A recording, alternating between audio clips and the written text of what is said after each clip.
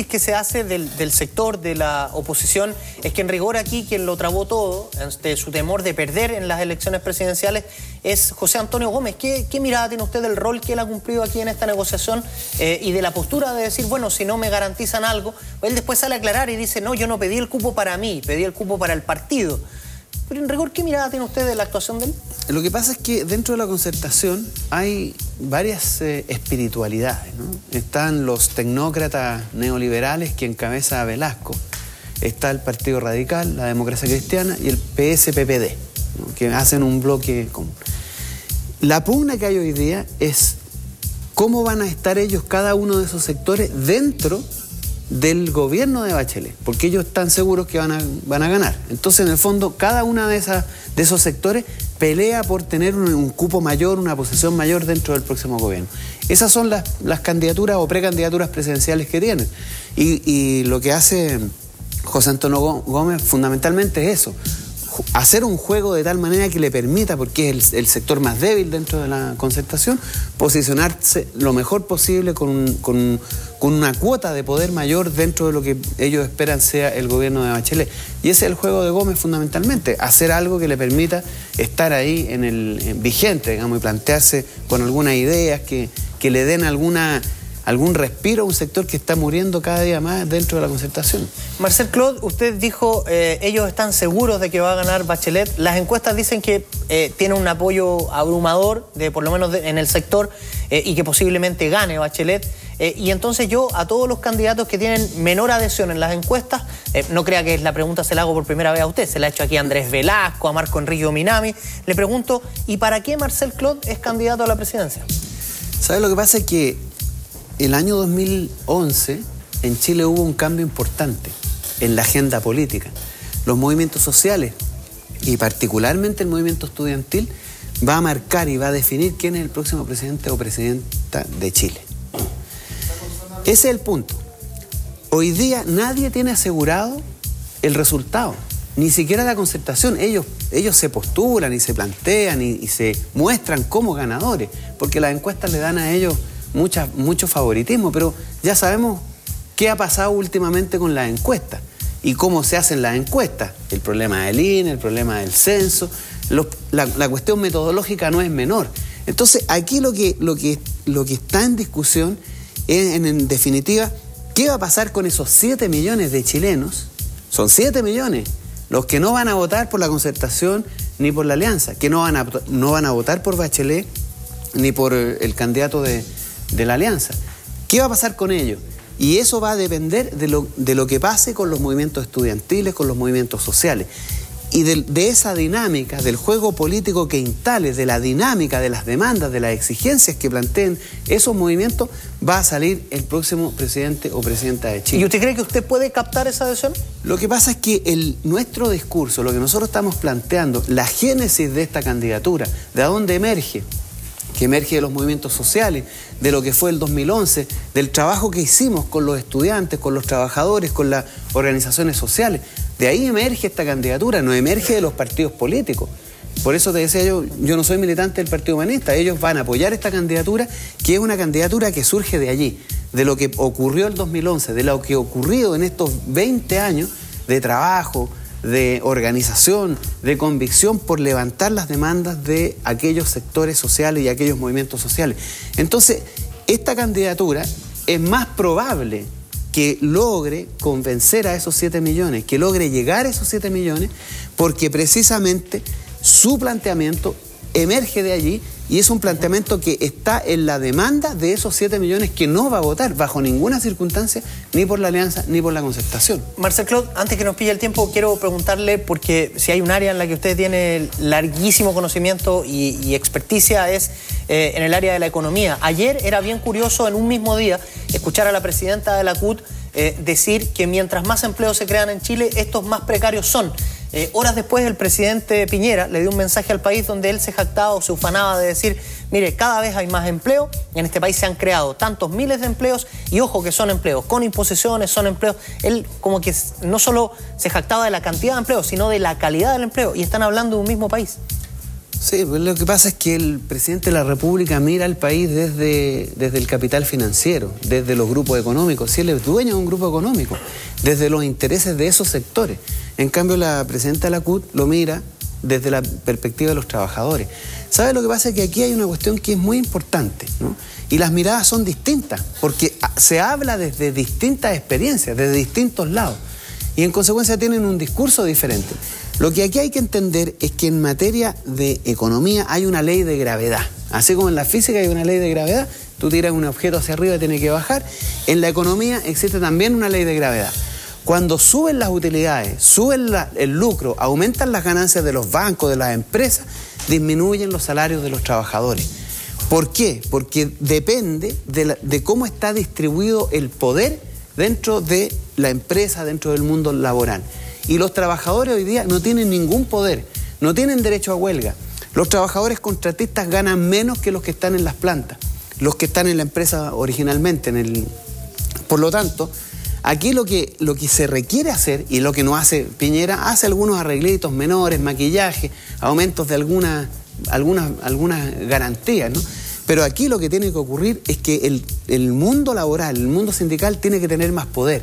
Aquí lo que nosotros tenemos que volver a instalar el derecho a huelga, la negociación por rama y no dividida, este problema de los multi-RUT, que las empresas tienen muchos RUT, entonces los trabajadores tienen que negociar por separado con cada una de esas empresas. Los van debilitando. Los debilitan. Marcel, le quiero pedir... No hay, pero déjame terminar un poco, sí. No hay derecho a negociar de manera, no se fortalece a los trabajadores.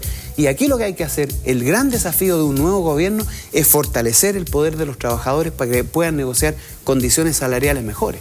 Quiero seguir conversando el tema con usted, pero quiero invitarlo a usted y a la gente que está viendo hasta ahora, hora 7, a ver un extracto de lo que dijo el presidente Piñera en su mensaje de anoche con motivo del 1 de mayo. En los próximos días y semanas enviaremos al Congreso Nacional 5 proyectos de ley que permitirán, primero, mejorar el seguro de desempleo y las pensiones de nuestros trabajadores, incrementando los beneficios que recibirán los trabajadores cuando estén cesantes y redestinando un punto de la tasa de cotización del seguro de desempleo hacia sus fondos previsionales para incrementar sus pensiones.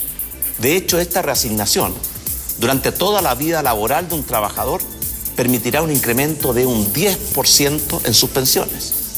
Segundo, terminar con la distinción existente hoy día entre obreros y empleados en el Instituto de Seguridad Laboral, de forma de igualar sus beneficios médicos y sus beneficios frente a riesgos laborales. Tercero, y para compatibilizar mejor el trabajo con los estudios y evitar que el trabajar obstaculice el acceso a becas o créditos para poder estudiar, crearemos un contrato especial para estudiantes de educación superior que quieran trabajar. Cuarto, mejoraremos las condiciones de jubilación de aquellos trabajadores que realizan trabajos pesados. Y el último proyecto mejorará el acceso de los trabajadores independientes al seguro contra riesgos del trabajo y contra enfermedades profesionales. Y adicionalmente, pondremos urgencia a 2 proyectos de ley que llevan mucho tiempo en el Congreso. El que reduce la jornada y mejora las condiciones de trabajo para las empleadas de casa particular y el que facilita el teletrabajo o trabajo desde el hogar para compatibilizar mejor el trabajo con la familia, con los estudios y con otras actividades y evitar también los desplazamientos innecesarios entre el hogar y el lugar de trabajo. 7 de la mañana con 33 minutos. Comentábamos aquí junto a Marcel Clode este mensaje del presidente Piñera. Yo quería preguntarle especialmente en 2 ámbitos, me interesa su propuesta. Primero, pensiones, porque él decía mejorar el sistema de pensiones y Bárbara Figueroa decía terminar con la AFP, derechamente. ¿Cuál es su propuesta, Marcel? Bueno, lo que pasa es que esto del sistema de pensiones no se puede mejorar. Es imposible mejorarlo. Precisamente porque no está hecho para dar pensiones, está hecho para hacer negocios y ganancias. Fíjate que el año 2012, las utilidades de las AFP crecieron en un 41%. Y ellos mismos te dicen que el 60% de los trabajadores, 6 de 10 trabajadores, es un número gigante, llega a los 5 millones de personas. Va a jubilar con menos de 100.000 pesos. ¿Cómo mejoras eso? Y el discurso de ellos es algo tenemos que hacer. Algo tenemos que mejorar. ellos, ¿sabes cuál es la solución que están inventando? Es que no puede ser más aberrante. Quieren que tú pagues más, además, o sea, que en vez de que te descuenten un 10%, ahora te descuenten un 13%, con lo cual sube los cobros de comisiones que hacen las AFP. Y además quieren que tú estés más tiempo trabajando. Esa es la solución que dan ellos. Pero esa solución es absolutamente inviable por ya las condiciones en que están las personas. Mira, con 100.000 pesos, eso es lo que tú vas a el 60% jubila con menos de 100.000 pesos. ¿Qué haces con eso tú? Eso es un drama social, es una catástrofe. ¿Qué va a tener que hacer un Estado consciente respecto a esta gente? Subir las pensiones, hacerse cargo de los problemas sociales y de las enfermedades que van a tener todos estos sectores, y eso le va a costar al país mucha plata. La farra de la AFP le va a costar mucha plata. Entonces, por eso que yo estoy de acuerdo con lo que dice la presidenta de la CUT, Bárbara Figueroa. Aquí las AFP hay que arrasarlas, extinguirlas de la faz de la tierra. Son un verdadero cáncer social. Únicamente sirven para que ganen plata los grupos económicos y las grandes empresas. Es para lo único que sirven. Es urgente además terminarlo. Y eso es lo que nosotros estamos planteando, un sistema solidario, que aporte el trabajador, que aporte el empleador, que aporte el Estado, y que las pensiones se fijen en función de las necesidades y no de un sistema de capitalización individual que es claramente insatisfactorio. Marcel, brevemente, porque nos pilló el tiempo, quería hacerle dos preguntas y le pido que sea de respuesta brevísima. La primera es si le pregunto a un economista, este mito de que no se puede subir a 250.000 pesos el salario mínimo, ¿es real? ¿Es un mito? ¿Qué se puede pagar hoy en materia de sueldo mínimo? Yo creo que hay empresas muy pequeñas, muy precarias, que viven con lo mínimo, las pymes, y para ellos podría ser un problema importante, ¿no? Pero ¿sabes lo que pasa? Es que cuando nosotros vivimos en un sistema como este, el problema del salario mínimo, claro, es gravitante. Pero si tú realmente tuvieses una economía en donde los trabajadores tuvieran derecho a negociar, tuvieran poder para poder disputarle al país, a los empresarios, una porción mayor de la riqueza que los trabajadores generan, porque son los trabajadores los que generan la riqueza, no los empresarios. Entonces, las cosas no serían tan claras como se plantean. ¿Qué es lo que quiero decir yo con esto? Que cuando tú tienes una torta tan grande como la que se... Mira, el año 73, cuando termina el gobierno de Salvador Allende, producto de un golpe militar, el 60% de la riqueza del país que se producía anualmente era un salario o una remuneración. Hoy día está en torno al 30-35%. Y eso que hoy día tenemos una torta muchísimo más grande. Ese no es el problema, eso es lo que ellos ocultan. Ese es el argumento ideológico que tienen. No, el país no puede pagar esos salarios, pero sí puede permitirse, fíjate esto, puede permitirse que el señor Luksic o el señor Mate o el señor Polman ganen por lo bajo 1.000 millones de pesos diarios. 1.000 millones de pesos diarios. Y un país que se permite que una persona como esa gane 1.000 millones de pesos diarios, ¿cómo no puede ganar un trabajador 250.000 pesos como salario mínimo?